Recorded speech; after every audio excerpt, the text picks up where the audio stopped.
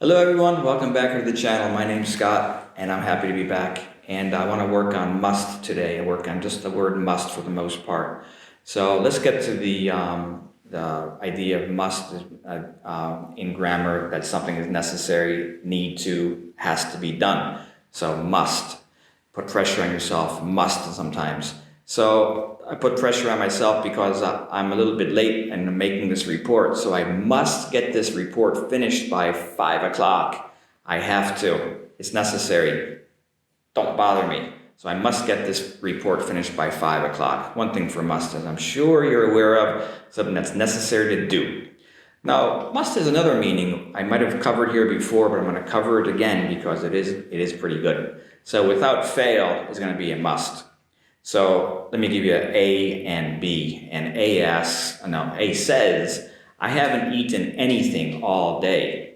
Now for that fact, and as I'm recording this, it's going on to 5 o'clock, so I haven't eaten anything all day. And B says, you must be hungry. You must be hungry without fail.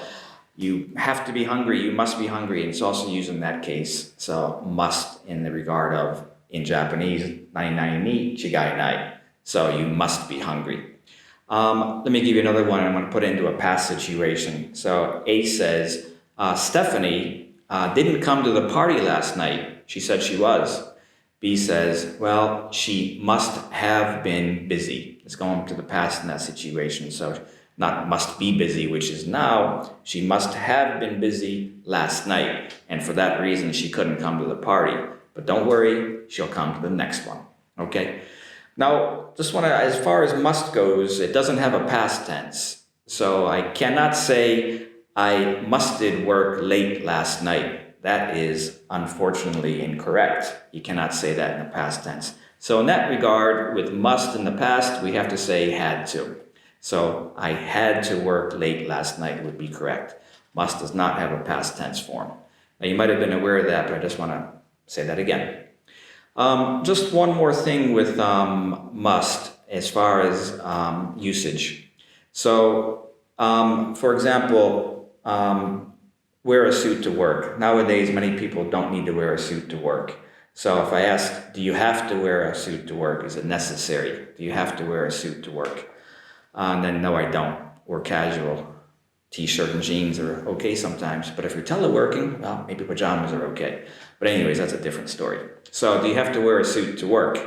Now, you can use must in that regard, but in a sense, it's kind of you're a little bit irritated or upset about the situation.